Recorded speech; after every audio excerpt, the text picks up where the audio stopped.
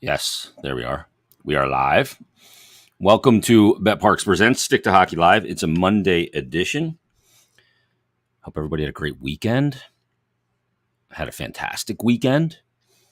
It's beautiful fall weather. It's hockey weather. We had a hockey game on Saturday. Oh, it was good to be back at the barn. I will tell you that.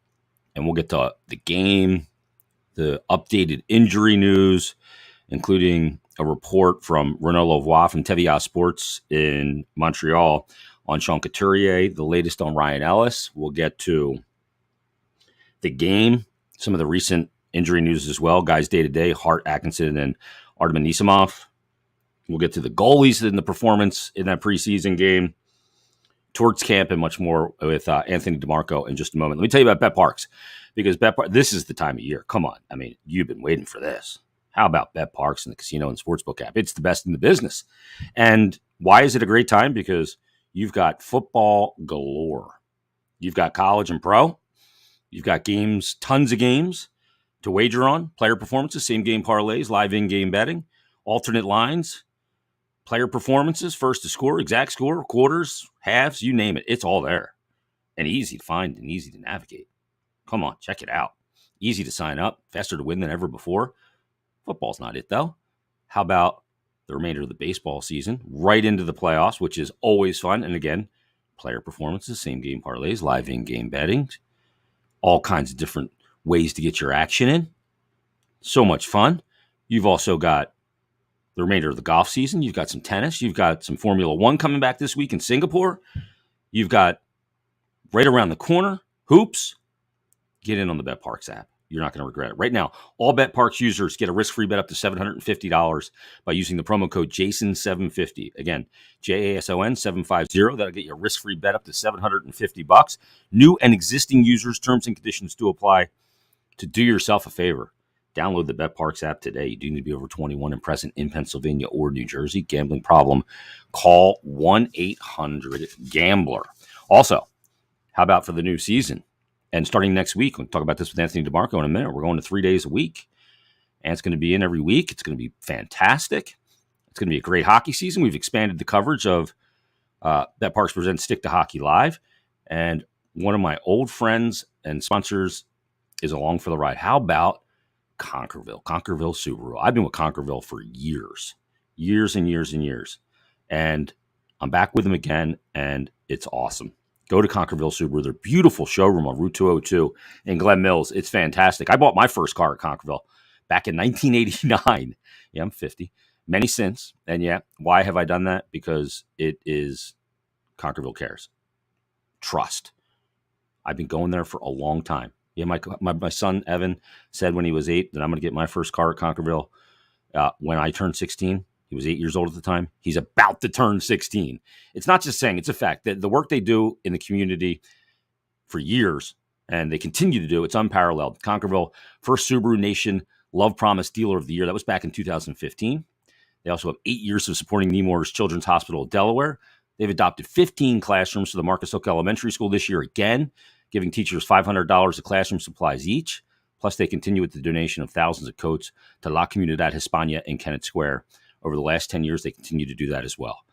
So now's a great time to visit that beautiful showroom on Route 202 in Glen Mills and check out the certified pre-owned inventory or pick from a list of the incoming Subaru vehicles. Great vehicles. Conquerville Subaru, more than just a dealership, they also have an award-winning service department, and you get a free car wash with every service. So visit ConquervilleSubaru.com online and check out the showroom again on Route 202 in Glen Mills. And remember, Conquerville cares. It's not just a saying. It is a reality. Let's get to them right now. Lots to discuss on this edition of Stick to Hockey Live. We bring them in from Montreal, and hopefully Hurricane Fiona is not wreaking any havoc there. I don't know that it is. Maybe a little fringe effect. There he is, Anthony DiMarco. And is Fiona touching base in Montreal at all? No, not really. Luckily, it hit hard in Atlantic Canada, like Nova Scotia, Newfoundland, New Brunswick. They got it pretty houses bad. Right into the water, man. Oh bananas. Yeah. In I think it was Newfoundland, right near the water, the waterfront. Just absolutely, just wash houses away. Pretty serious, but I mean, I mean, we're usually lucky here in Montreal, but like the Maritimes aren't that far away from us. So I mean, it is pretty sad, and they deployed the armed forces there to help out. So thoughts and prayers to everyone in Atlantic Canada right now. Yeah, everybody up there. We have listeners up there, as I see oftentimes on the heat map of where all the downloads are coming from Stick to Hockey Live. And best to all those people, and hope you're safe up there as well. Appreciate it, bud. We got a ton to discuss, but where I want to start at is actually in your backyard, because a reporter in your backyard, Renaud Lavoie from TVA Sports. Renaud is a very credible guy. People, I know Chris, my buddy, tweeted back to me last night and said, "How is he not verified?" Yeah, how is Renaud not verified? It's crazy. TVA Sport, like they have the the national broadcasting rights here in Canada among the French media. Rogers has it English and TVA has it for the French side. And Renaud has really kind of exploded onto the scene, not just in the French media, but English media as well. He's doing a really, really good job. I wouldn't be surprised if someone picks him up, if Rogers were to pick him up or if one of the American companies do, because like obviously you can really bypass just the Quebec market very, very fast here. And I think he's doing that. And the fact that he's not verified is crazy to me. And that's why it took me a few times to actually make sure that it was real. But, he's a guy that's very well plugged in. And I mean, the Flyers have historically had some French players and French executives and French coaches working within the team and on the team. So it's not far-fetched to, believe that he has some good sources within the organization. And he said it could be as early as 3 to 4 weeks. I mean, I don't think that's concrete by any stretch, but it is a far cry from what ASF had said a week ago. So, I mean, there's a lot of varying timelines here. And I think what it comes down to is that as far as anything concrete, nobody really knows. And it could be as early as 3 weeks or it could be as long as the whole season. But it really just seems that nobody can say one way or another for sure. Yeah, I mean, it felt like the initial reports like a 2x4 to the forehead when you walk around the door jamb, right? Yeah. And you're like, oh my God, you got to be kidding me. Like that's the worst fear after a back surgery is another one. And, then you have the degenerative questions. Renaud's report reads as follows. And it was 16 hours ago when he put it out. He said, hearing some positives on Sean Couturier's injury, he could be back in the next 3 to 4 weeks if everything goes according to plan. Back injuries are tricky, and let's hope he won't be out long. So hopefully, as I tweeted out when I quote tweeted, just saying, hopefully this is the beginning of some good news regarding Couturier. And I think there was just, there was some discomfort there. From what I understand, it did not happen during a rehab session or workout. It was actually probably happened the day before, and he woke up with the discomfort. And, they're trying to figure out what the level of that is. It a herniated disc? Is it a bulging disc? There's a difference there because a bulge is like the nerve gets inflamed, and there's some things you can do about that. It's tricky for sure, and it's tricky to go back to playing hockey when you're dealing with that as well to keep inflammation under control. You can get facet injections, steroids, basically injections to calm that down. But it is something that's difficult to deal with. A hockey player is using the core of their body. It looks like it's all arms and legs, but it is all core because it all emanates from the core, the hips, and all of that, and the back, obviously. So we'll see where this goes, but hopefully it's not doom and gloom. And, when you see that report, and you go, oh my goodness, it's year one of an 8-year deal. You're talking about a guy, I heard Keith Yandel on Spit and Chicklets bring up Coots, and he said he's been there 25 years and he's only 29. And in some ways it feels like that because he came in right out of his draft year because he just had the body to jump into the NHL. So hopefully this is good news moving forward for Coots, but it's not good news based on the report from President of Hockey Operations and General Manager Chuck Fletcher regarding Ryan Ellis. There was an injury in that I didn't even know existed, and Bill Meltzer reminded me on Flyers Daily that this is something actually in 2016-17 that Sam Moran basically missed an entire season with. And again, in that area of the core and the hips, this does not sound good for Ellis, both this season, obviously, and career-wise.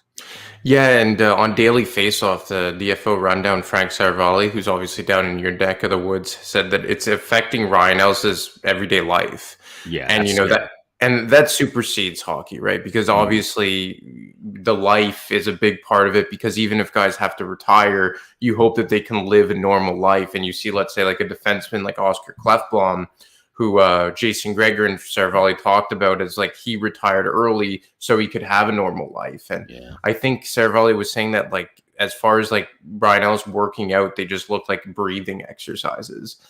And you know, I remember I reported on this back in April, and my source had told me a hip flexor, a core muscle, a groin, and an abdominal, and nobody really knew.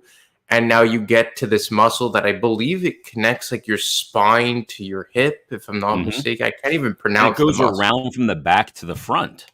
Yeah, so, and apparently like it's deep under other muscles, so like it's hard to operate on. Frank Saravalli did a very good job describing it on the DFO rundown. And it kind of just tells you, and not to sound morbid here, but Brian Ellis is probably never going to play hockey again. Yeah. And if he does, the thing is that if he does come back, let's say in a year's time, he will have gone almost a full 24 months without playing.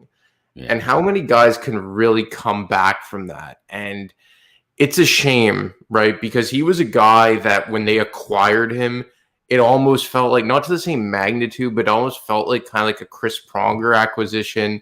I thought like, maybe this is a guy that could potentially be your next captain moving forward for all that he had done. And even in those 4 games, he was awesome. He played a really good 4 games, but I mean, I think that 78 more games on the schedule. Pardon me? Problem is there's 78 more games on the schedule. Yeah, exactly. So it kind of just comes down to the fact that, you know, we can't count Ryan Ellis as a part of this team moving forward. And it kind of just confirmed the worst. I mean, I know they were trying to say all the right things, and even Ellis himself was trying to say all the right things at, closing day. And he had his press release, and he said he thought he'd be waiting for camp. But everybody I spoke to over the summer was just saying, you know, hope. And then sure enough, it doesn't seem like any progress was made. But at this point, like I said before, you just have to hope that he can live a normal life, and hockey is secondary. Yeah, and he's a guy, he's played under 600 games in the league. He's played, I think, 566 games in the NHL. He's 31 years of age. But you know this, he's played a style. He's not a big man. He's not. I mean, he's only 5'10", 180 pounds is what he's listed at. But he played the game as if he was a much larger stature player, because he was tough and, you know, would put himself in compromising positions into tough board battles. And that's why, you know, he was a leader in what he was willing to do and what he was willing to sacrifice. But now the bill is due for him. The credit card bill has come due with much interest. And, you know, the interesting part will be if he is done for his career, and I know they're not ready to make that determination just yet. You don't have to make it yet. But, you know, next offseason will be kind of where the rubber meets the road here. What do they do? Does he retire, or does he become, for the next 4 years after this one, he's got 5 years left, including this one, does he become an LTIR to run out the string of his contract? If he does that, that puts the team in a position where, you know, they can LTIR him and get that relief at $6 million or whatever his cap hit is, but it does count on their cap over the summer when they can only go 10% over it. If he does retire, it comes off, and there's no recapture to the Flyers. It goes all to the Nashville Predators because of when he signed that deal.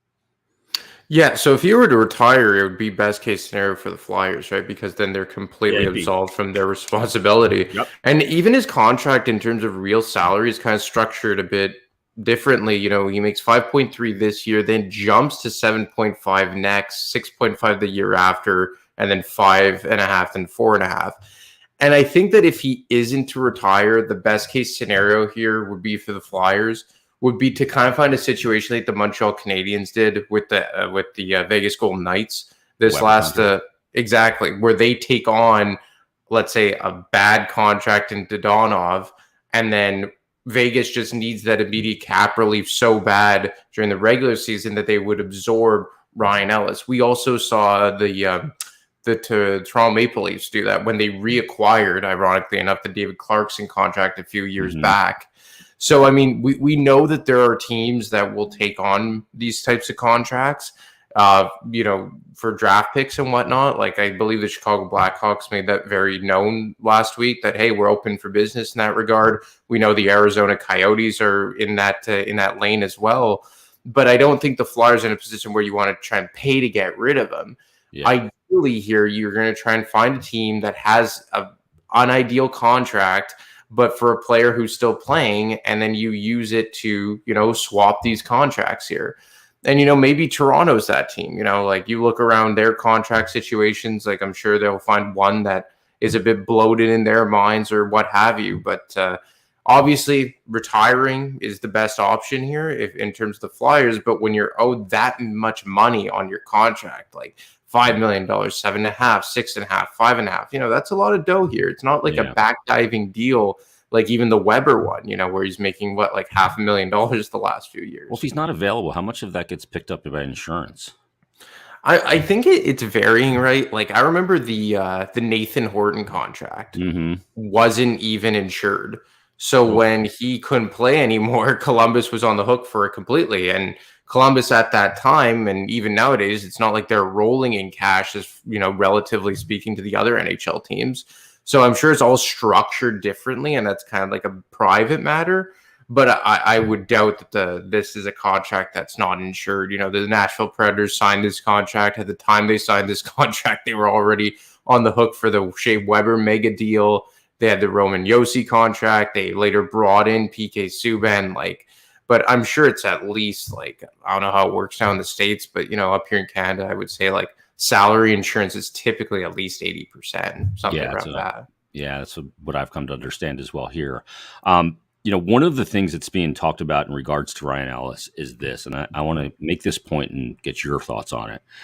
A lot of people are saying that, they were sold damaged goods, that Nashville knew of the issues and they sent a player here that was damaged. And while I go, okay, he didn't have any core issues when he was with Nashville. He did finish that year in the playoffs as well. It was his hand, wasn't it? He had a hand and a finger issue. He's had some other issues around his body, but never a core issue. But the notion is that they knew that and they traded him because they knew that this would be an issue and maybe his career would be in jeopardy. But that gives me a lot of pause if I go to the second level of that thinking, because if that was the case, Ant, and that became widely known around NHL circles, and David Poile did that, David Poile would never have a trade partner again in the NHL for selling damaged goods. And David Poile is every GM's out for themselves. We know that. But David Poile is a guy that's been in the game a long time. And I don't know that a GM in this day and age is going to sell damaged goods when he knows it, because there would obviously be some medical records and stuff too to indicate it, that would really prevent him from having trade partners moving forward, because there would be an ultimate breach of trust amongst NHL GMs for doing that. Look, when you say damaged goods, they were hiding an injury, I don't think so, because medical, you have to pass a medical to be traded, right? I remember we're going back 15 years. Do you remember when the Flyers traded for Kyle McLaren at the deadline, and then the deal got nullified after the fact because he didn't pass the medical? Well, the Flyers, Bill brought this up, Matt Walker, when they traded Simon Gagne to Tampa Bay, couldn't play. Really? Yeah, and they didn't have medicals done before that. And ever since then, the Flyers have required that, because you're not going to get burned like that again. So they essentially got nothing. Matt Walker played 4 games. Yeah, I remember. What a bad trade. I know it was a cap dump, but in one of the most infamous trades in history. But, when the deal happened, I remember everyone was dumbfounded, analytics, because you traded 2 borderline fringe NHLers in Patrick and Myers, because let's be honest, in 2021, their worst forward was Nolan Patrick, and arguably their worst defenseman was Phil Myers. And you traded 2 of these guys for a dominant 2-way top pairing defenseman. And everyone was just like, well, what's the catch? And now you see the catch. It's a guy that, like you said, wasn't, enormous. I think he's my size. You said he's 5'10", 180? 180, yeah. Exactly. For NHLers, that's not a big guy. You've played a lot of hard miles, a lot of deep playoff runs. And I think Nashville was at a point where they're just like, we just want to move on from the contract. Yeah, and they're in a position. Yossi. And, you have Dante Fabro, you have Matthias Ekholm. Like, Mm-hmm. Nashville's like a defenseman factory, right? They have Always the been. kid from Quebec, Carrier, I think his name is. Mm-hmm. Carry. Like, so they were in a position where they're just like, look, we're not gonna, dick around, for lack of better terms, and try and hold out for a bigger price. And Chuck Fletcher is probably in a position where he's just like, look, these guys are of no consequence to me. And in Nolan Patrick and Phil Myers, what have they done since moving on?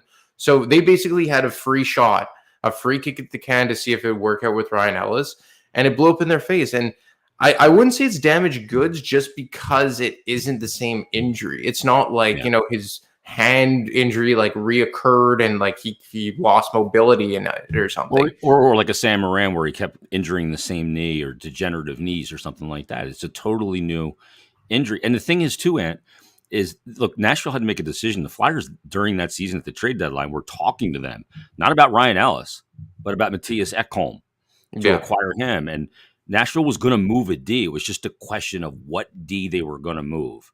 And that shifted at some point from Ekholm to Ellis.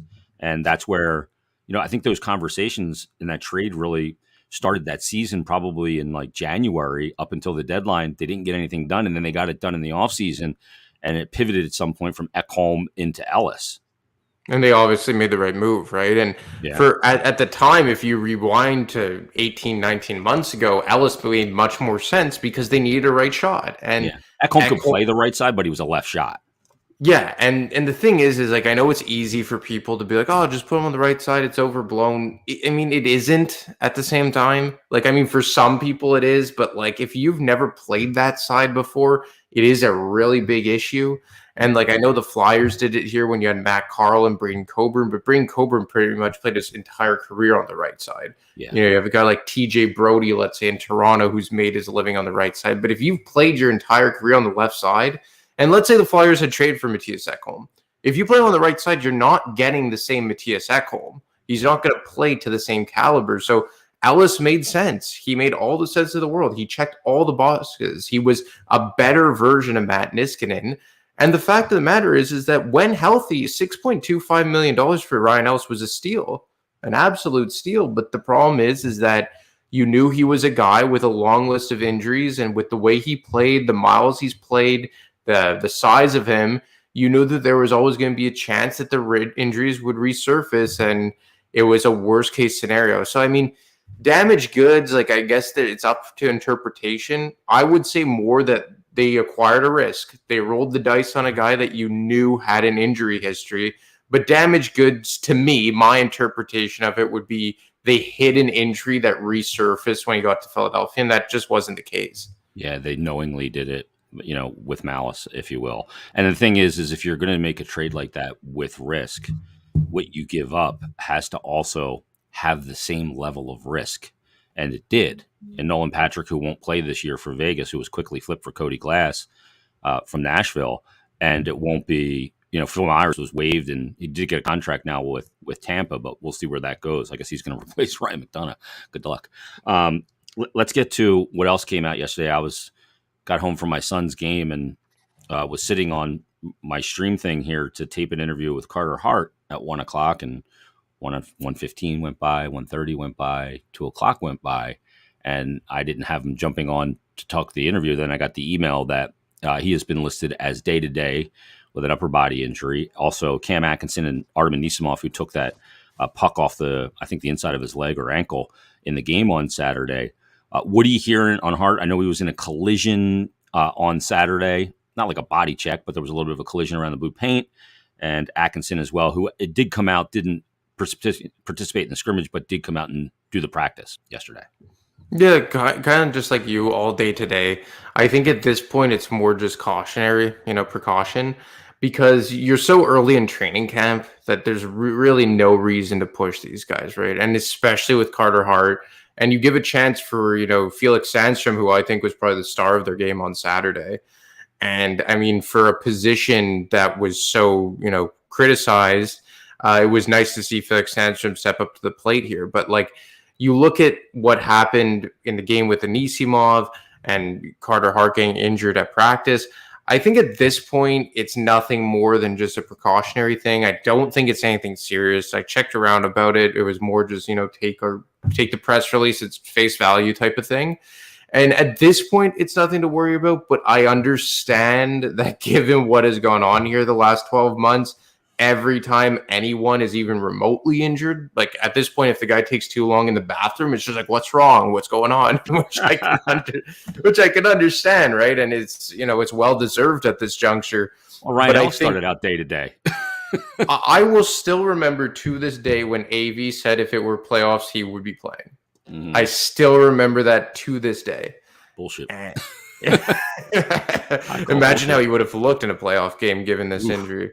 But I wouldn't read too much into this. I think at this point, because here's the thing is that there are a lot of injuries right now, like throughout the NHL. And I think that the quick turnaround and the amount of hockey that's been condensed into the last 20 months or so is kind of taking a toll on guys. Like you see in Montreal that like training camp gets underway and Joel Edmondson's out indefinitely and Nick Suzuki's day to day. Or you look in Toronto and like Jake Muzzin is experienced back injuries. And he's like another defenseman who's experienced a lot of injuries in recent years. And they have another guy who's out as well. I think it's Timothy Liljegren, the young right shot defenseman.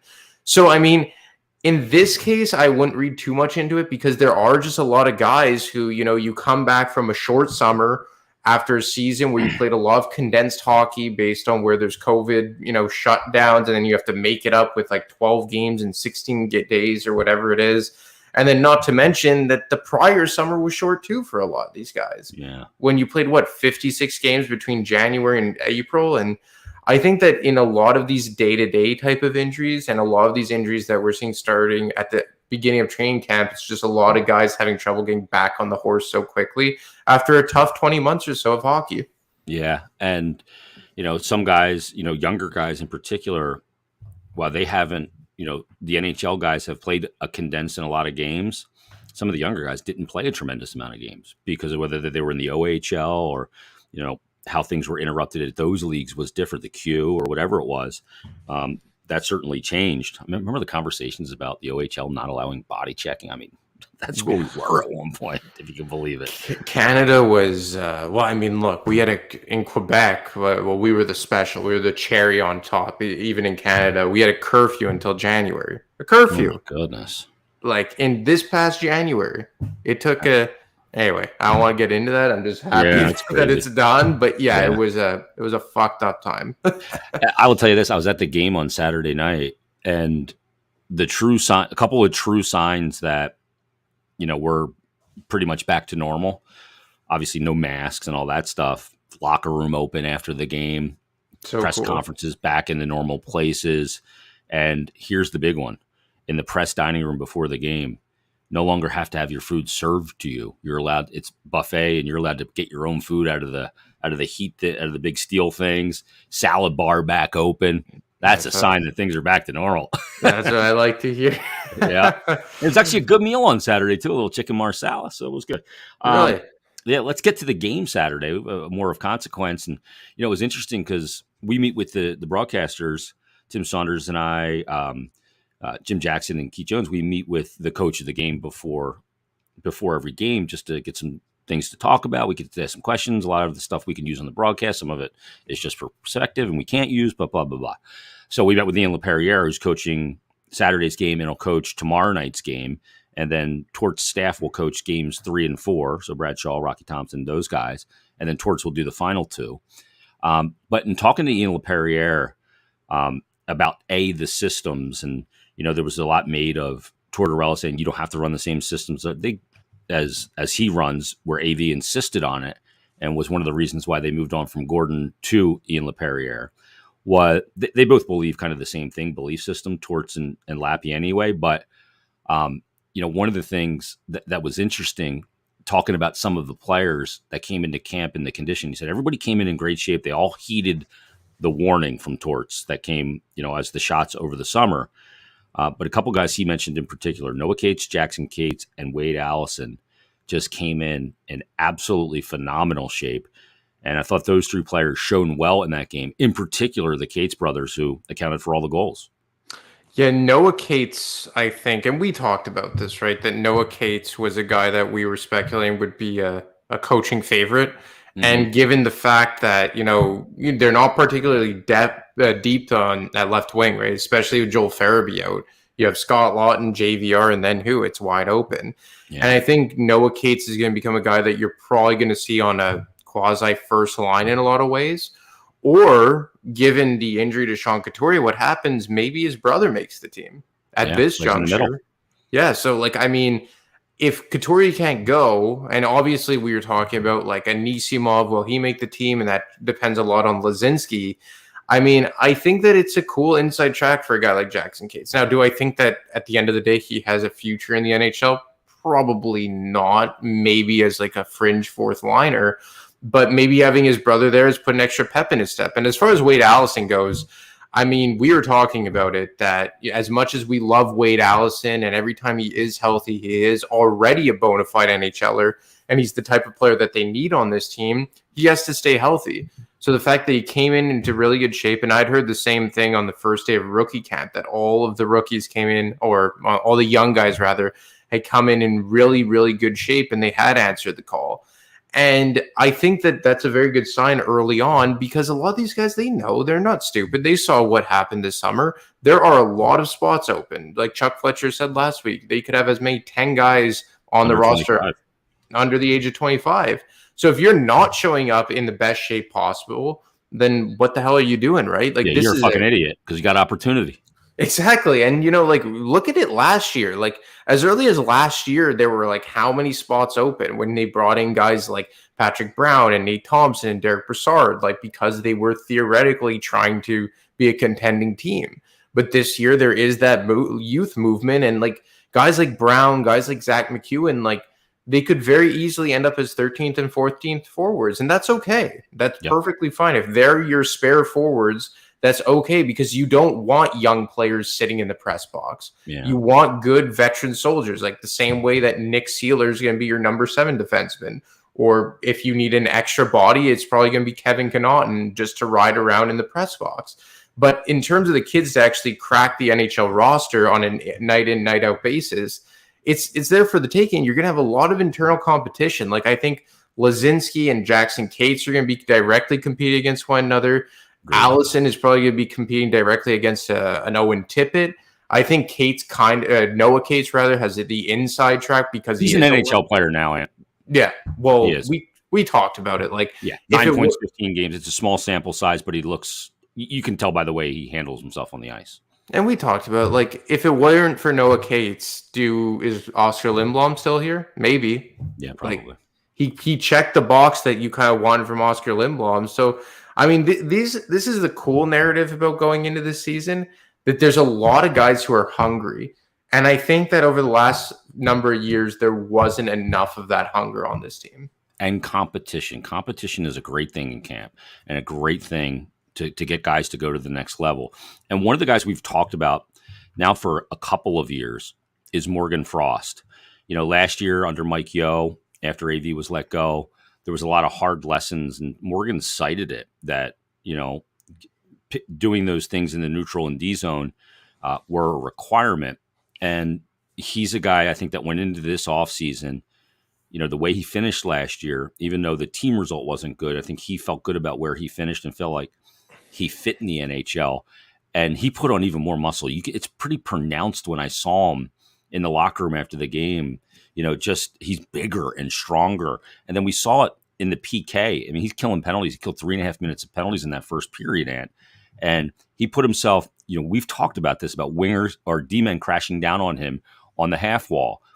I saw him initiating and taking contact and making plays still in that game. To me, he wasn't perfect in the game, but he flashed really well. And I thought we saw an assertiveness out of him that was a very positive sign. And he's a 200 IQ player, right?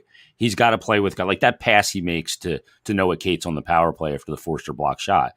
That's just he's got to play with skilled players and guys that can bury the puck. I thought he looked good in the game too. He really showed me something.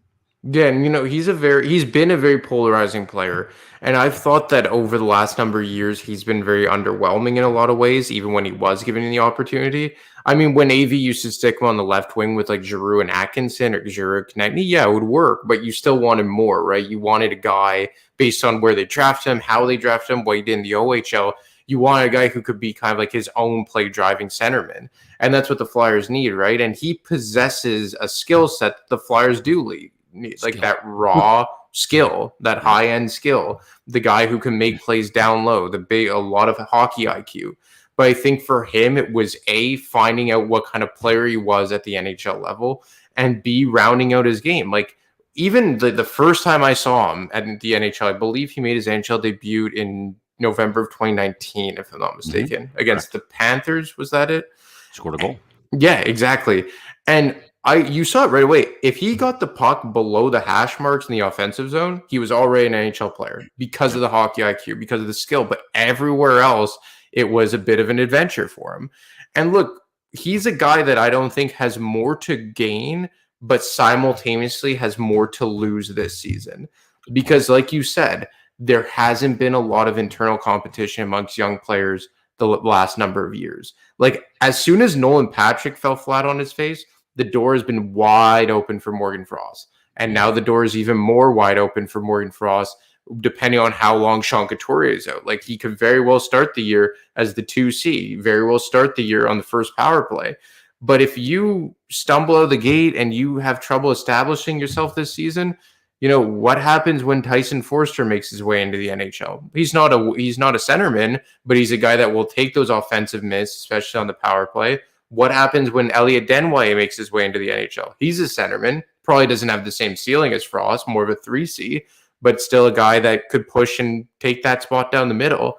And then all of a sudden, what if next year Cutter Gauthier takes a massive next step? Yeah. So we've talked about shit or get off the pod. And for guys like Allison and Lazinski, that's true in a lot of ways, more so in just staying healthy. But for Morgan Frost, it's just like, look, man, this is it. This is your final chance. And the door has never been more wide open for you to take it. But at the same time, your runway is quickly running out. Tyson Forster ended up with 5 shots on goal in that game. We know he's a trigger man. He is, hey, I'll shoot first and ask questions later. They've needed one of those guys for so long. It's always like, no, here, you shoot. No, you shoot. We're on a 3-on-0. No, you shoot. And then no Carter. shot. Since Carter. Yeah. And exactly. Since a trigger man like Carter, or maybe even Shen to some extent. Yeah.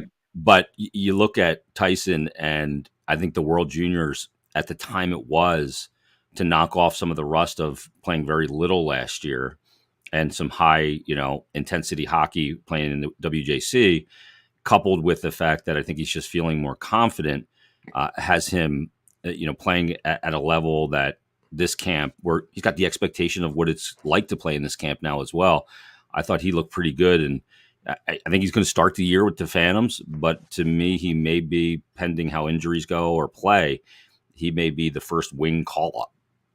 Yeah, I would assume so. Like, I was told around the World Juniors while it was going on that they were expecting him to spend the majority of the year in Lehigh Valley, but obviously that has changed. I think they were saying that more so because he barely played last year and was coming back from a shoulder injury. But like you said, the World Juniors really fell at a good time for the players, not so much for the spectators in the middle of the summer in Alberta, but for the players, it was really good. And he played on a line, if I'm not mistaken, with Kent Johnson, who was one of the best players for Canada, probably outside of Connor Bedard and his name's escaping me now, the kid from Mason McTavish. Yeah. And Ken Johnson had a hell of a tournament. And, on a side note, he's an under-the-radar guy to win the Calder this year in St. Louis.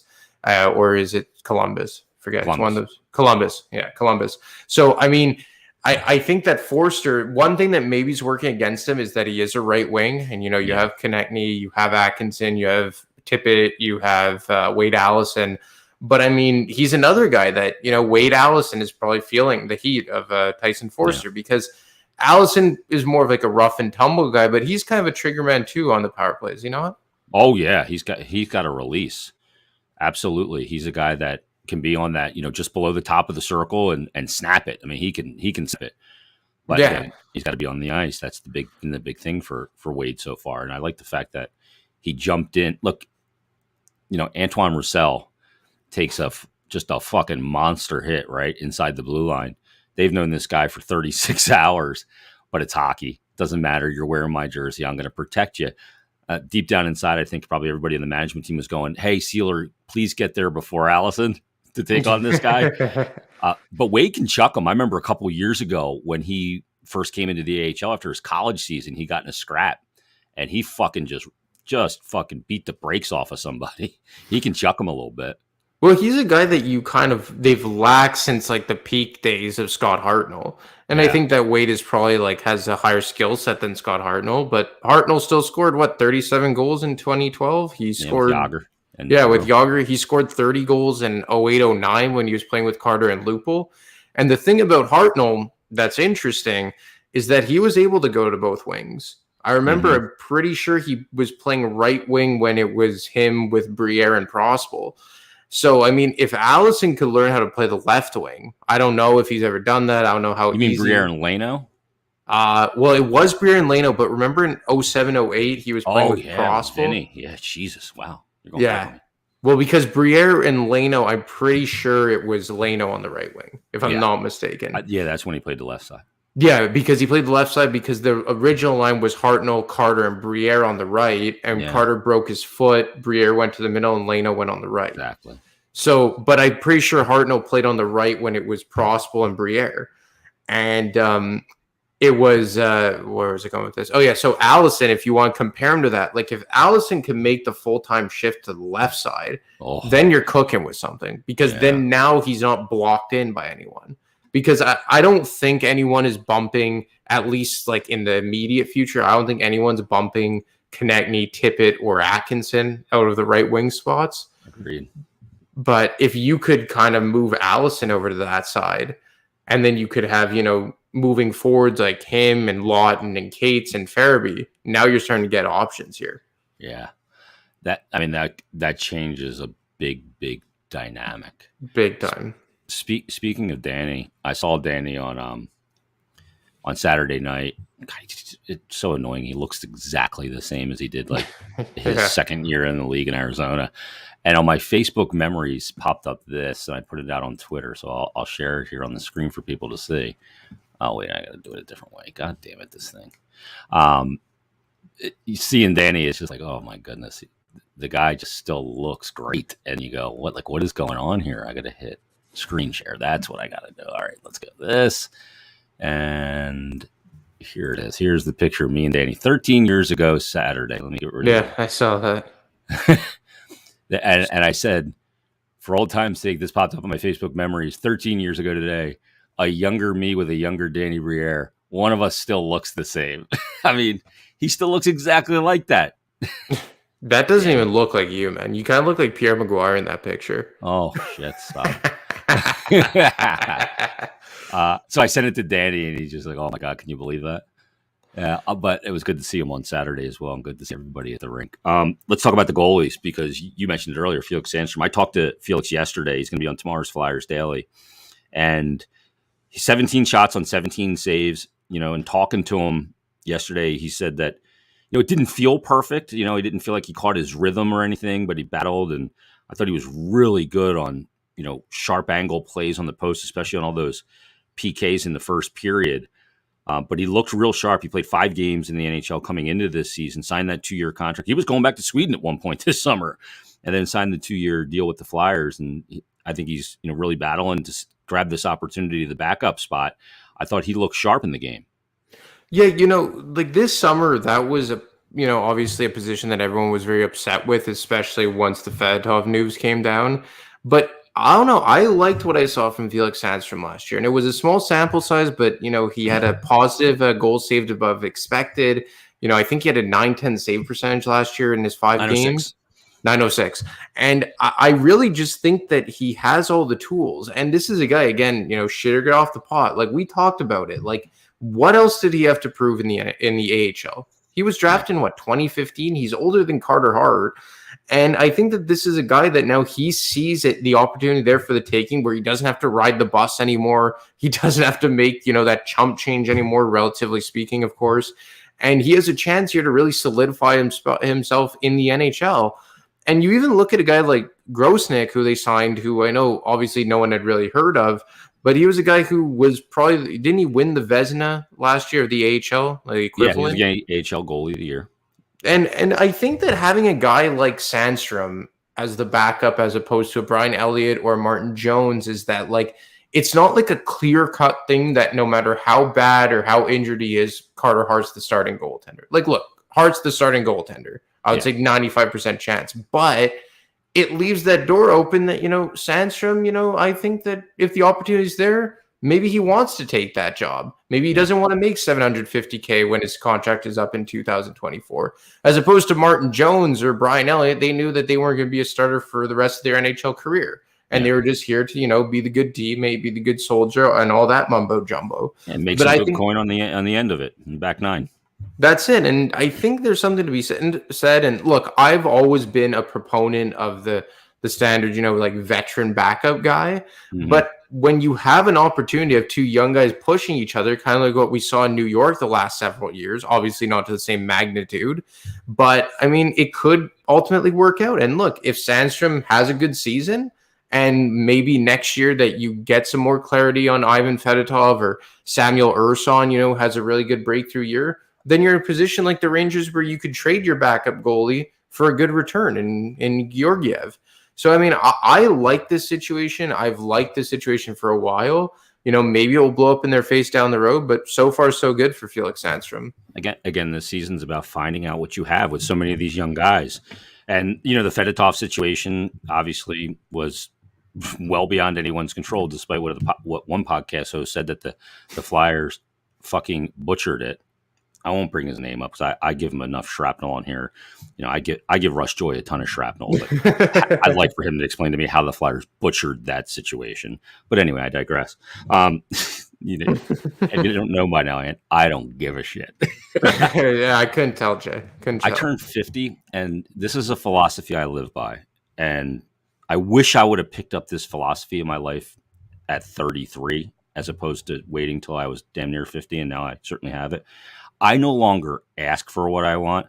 I just say what they're going to do.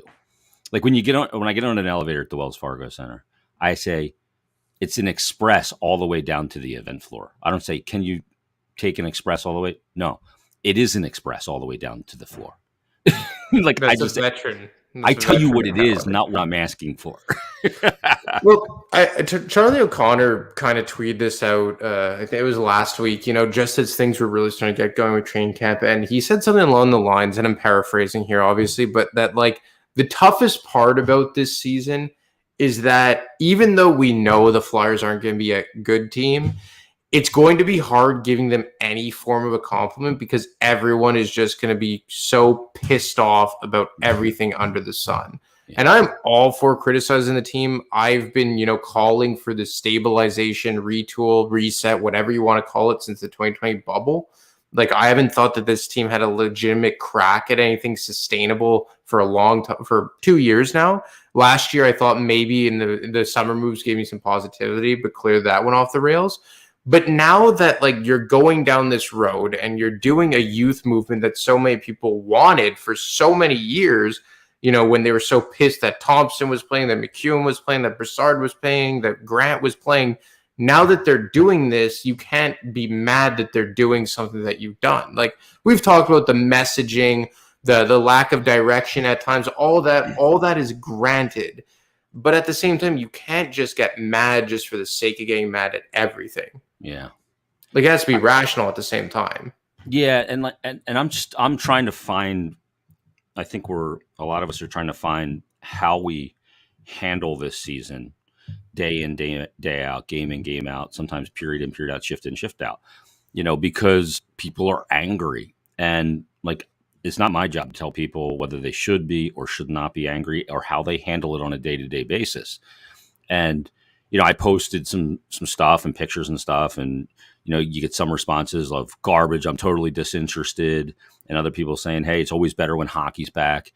And I post a picture of the ice every year for 16 years on the first preseason game on my Facebook. And I don't use my Facebook as one of those, it's a personal Facebook page.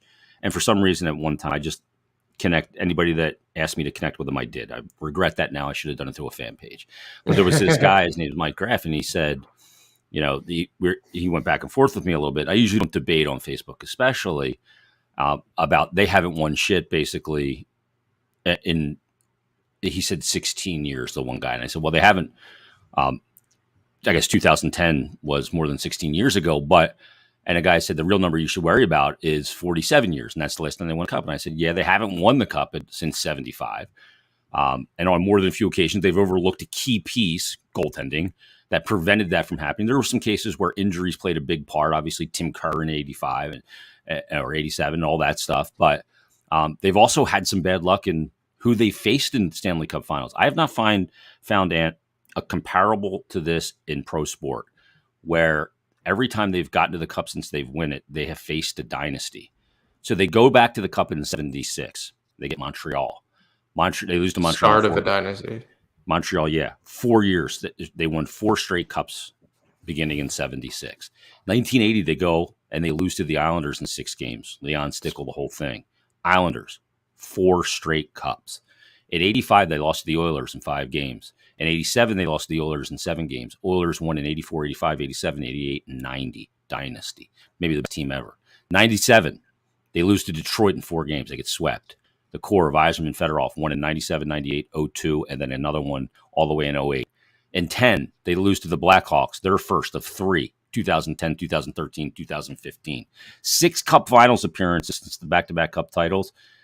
The teams they lost to in the finals won a combined 20 cups with 5 different finals opponents. Sometimes it's not that you get there, it's who you play when you get there, and it's hard to win. But so this guy comes back to me and says, Mike, and he says, well, and I brought 2010, and he said, well, they luckily got in on the last day of the season because of a luck overtime win. Fans who reflect back on that as an accomplishment are the problem and enable this organization to be mediocre. I'm sure you or someone else will come back at some excuse that it's not realistic. Well, in 2010, first of all, they got in on a shootout, not overtime. But in 2010, they underachieved under John Stevens to start that year. Yeah, big time. He gets fired in December.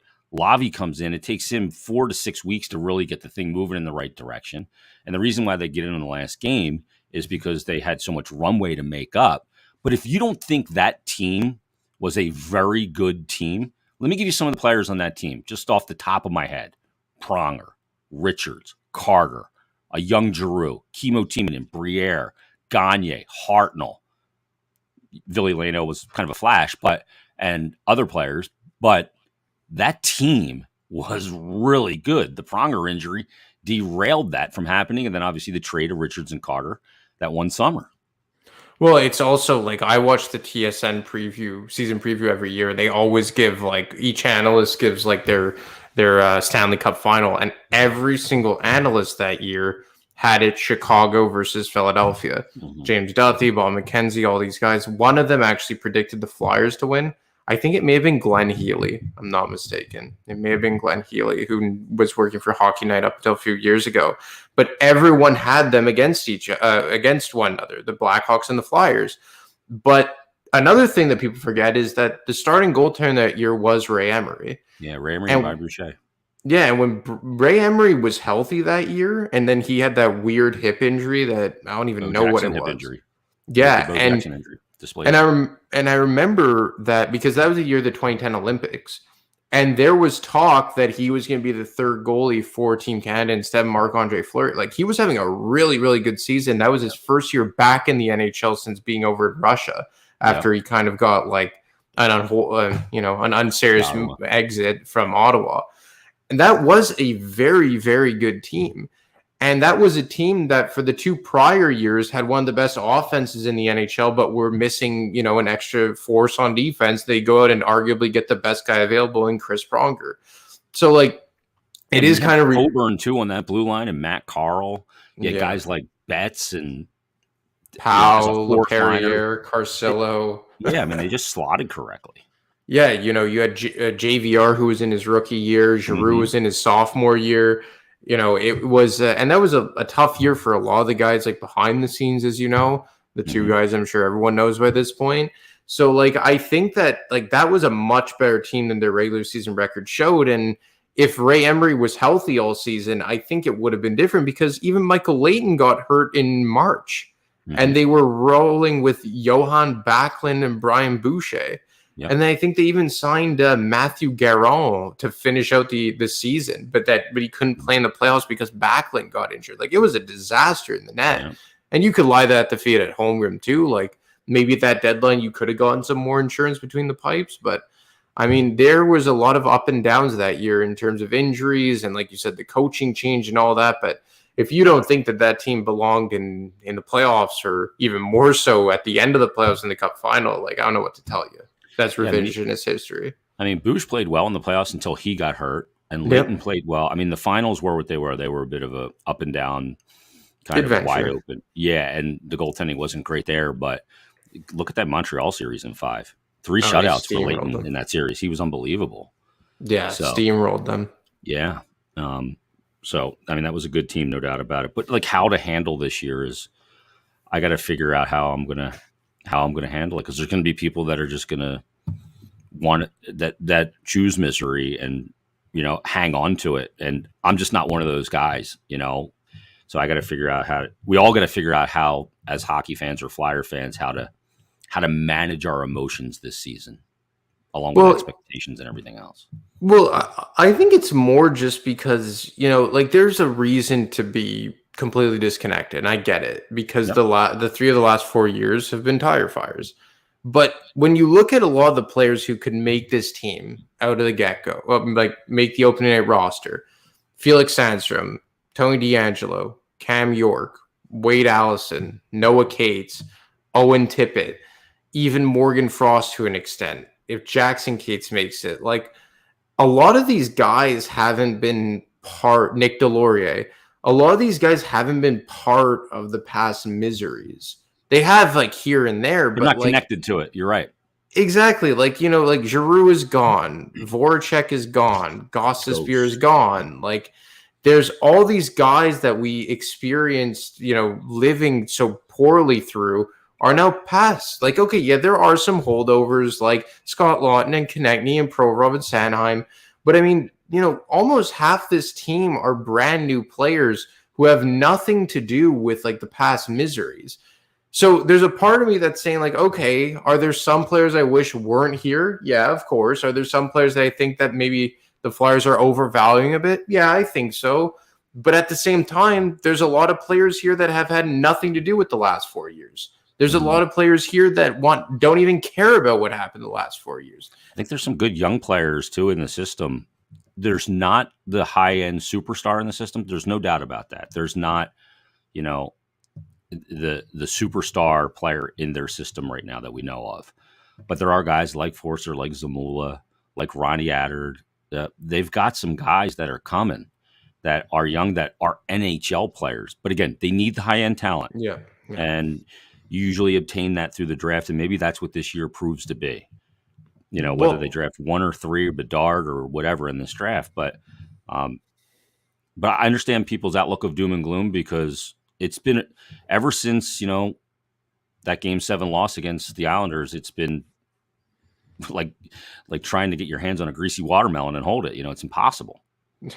Well, you know, like, obviously everyone hates Chuck Fletcher right now, and I get that. And, you know, even if you go to, let's say, like, Minnesota Wild message boards or whatever, a lot of people have negative things to say about Chuck Fletcher. But if you look at that team now, the pillars of that team are Chuck Fletcher guys. Kaprizov, Joel Eriksson-Ek, all the defensemen. They're all guys that Brent Flair and Chuck Fletcher assembled. Their fingerprints are Dumba, right? Yeah, all the Dumba, Brodin, like, those are all Chuck Fletcher and Brent Flair guys. Jordan Greenway, I believe, as well. Like, obviously, they've had their own talent, like Marco Rossi, a guy who I think is going to be a really good NHL player. So it's not to say that Bill Guerin's done nothing, but a lot of the pillars of that team, you know, primarily Joel Eriksson-Ek and Kirill Kaprizov, are from the past regime with Fletcher and Flair. So what I've kind of said is that, like, if let's say Chuck Fletcher isn't here anymore in 2 years from now, hypothetically speaking, But you have the same type of scenario that Minnesota was left over with. Like, okay, you had some underwhelming seasons. They were always a playoff team, but they never made it past the second round in a lot of the years where people thought they would. So let's say the Flyers have some very underwhelming years under Fletcher, but then they're left with a lot of those pillars. Like maybe Cutter Gauthier becomes a top line center. Wishful thinking maybe at this point, but maybe it happens. Maybe Tyson Forster becomes a top line 30 goal scorer. At this point, I think he's more projected to be a second line, but who knows? Mm-hmm. Maybe they draft someone who's very high end in the upcoming NHL draft. Maybe that will all be worth it, because for as many NHL players as they have in their system, it will all be for naught. It won't mean fuck all if they don't have, a couple of top line players in there, right, Jay? Yeah, no doubt. You have to have that. And do you think that they believe that Gauthier could be that guy, or even Forster to a lesser extent? To an extent, but not that guy that just scares the shit out of people. There's players in this league, whether it's Kucherov, whether it's, obviously McDavid and Matthews and Draisaitl. Kaprizov is one of the Panarins and one of those guys. There's guys that when they jump over the boards, the other team is like, holy shit. Uh-oh players is what we'll call them. They don't have that guy. Even Giroux the last couple of years was not an uh-oh player. Good player, high IQ player, could generate and drive offense, all of that. And as good as Couturier was, even in the Selke year, not an uh-oh player. One of those guys just goes, Braden Point, right? Those guys are just, you're like, ooh, McKinnon. Those are, they don't have that. So, yeah. And I think you need that. You need a guy that you can throw over the boards that when everything is going horribly for you, can just go over and just make a fucking play that you go, holy shit, and turn a game on its ear. And you need that guy to have success. Very few teams, without that kind of player win. I can only think of one in the last 15 years, and that's the St. Louis Blues. As good as O'Reilly was for that team, or Tarasenko, but even at least Tarasenko kind of had that element to his game. Yeah, to an extent. He was, sniper and just was such a good scorer and good release and everything. And, on that blue line, you had Pietrangelo, Parayko, and you got great goaltending, but that wasn't a team that had an Ovi or had a Crosby or had a McKinnon like this year, or the Kucherov, Stamkos, Hedman, those kind of players. They don't have that. They need that. What about Boston 2011? You're looking at Bergeron, Marchand, no Pasternak at that time. Yeah. Horton was a beast. Horton was good. They were more like a well-balanced team and got great goaltending, obviously, and they had a big Z back there. Yeah. Heavy team. Yeah. And based on what happened to them the year before, that was like the shock paddles of we can't fuck around at all. And they came back the next year and won the cup in that crazy 7-game series with Vancouver. But yeah, you're just not going to have overall success, I don't think, unless you have that really high end.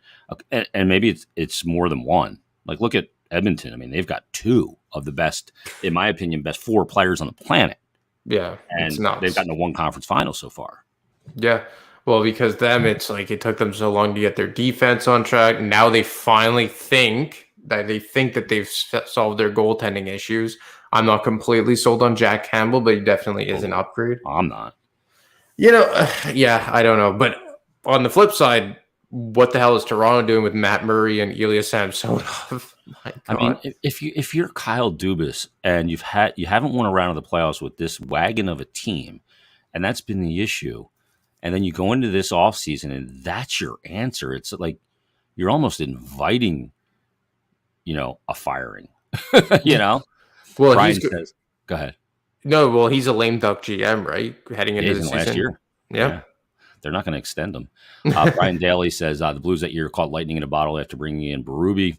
They just got hot at the right time. Well, they did. They rallied with Binnington coming in. First start was here in Philadelphia, as a matter of fact. The Gloria thing that happened at the South Philly bar.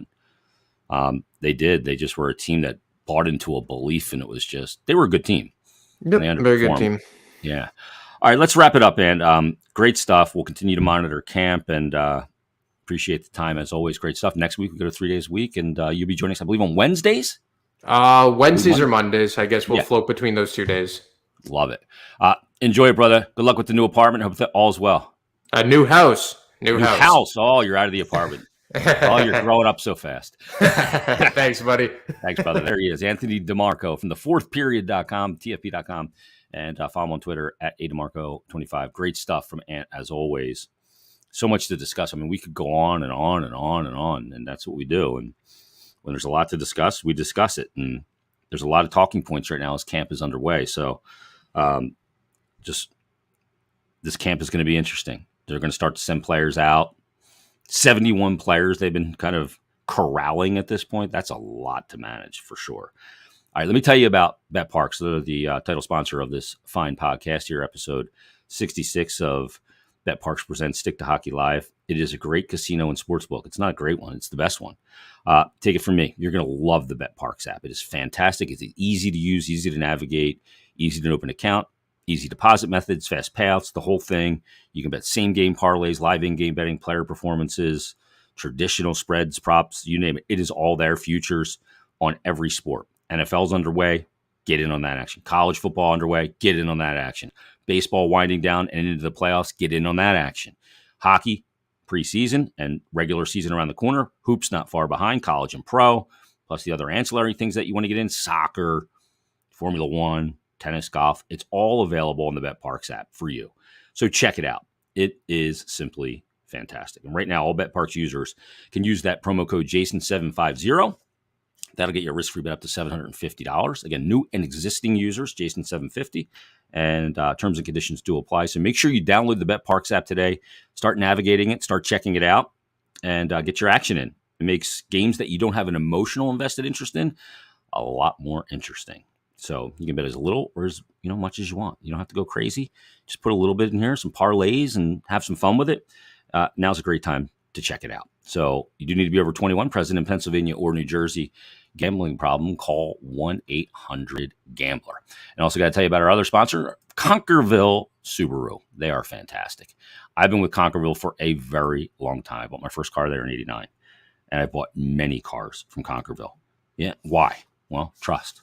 Because it's somebody that has gotten the job done for me every single time. I bought my little Sentra there back in 89, drove that thing into the ground, bought an Altima, had a couple Altimas, I've had a Pathfinder, I've had them all. But you got to check it out. Simple. Trust. Conquerville cares. It's not just a saying, it's a fact. The work they've done, they continue to do in the community is unparalleled. First Subaru Nation Love Promise Dealer of the Year back in 2015. 8 years supporting Nemours Children's Hospital of Delaware, 15 classrooms that they've adopted in the Marcus Hook Elementary School this year, again, giving the teachers $500 of classroom supplies each to do it, buy the supplies they want and need. Plus, how about the donation of thousands of coats to La Comunidad Hispania in Kennett Square? They've done that for 10 years, and they still continue to do it. So the Conquerville Cares saying, it's not just a saying. It's not a slug line. It's a belief, and it's what they do. Now's a great time to visit the beautiful showroom on Route 202 in Glen Mills. You can check out all the certified pre-owned inventory they've got, plus pick from a list of incoming Subaru models and vehicles. And it's Conquerville Subaru. It's more than just a dealership. They also have a great service department. You get a free car wash with every appointment. So make sure you check out ConquervilleSubaru.com online and check out the showroom on Route 202 in Glen Mills. It's a beautiful showroom. And remember, Conquerville cares. All right, that wraps up this edition of BetParx Presents Stick to Hockey Live. Who knows? We could have another one this week, and we'll go to 3 days a week beginning next week as the NHL season heats up and we get closer and closer to the action. But in the meantime, everybody, thanks for listening. Thanks for watching. Make sure you leave us a nice 5-star rating and review. We appreciate it, and we'll talk to you next time on BetParx Presents Stick to Hockey Live. Have a great day, everybody.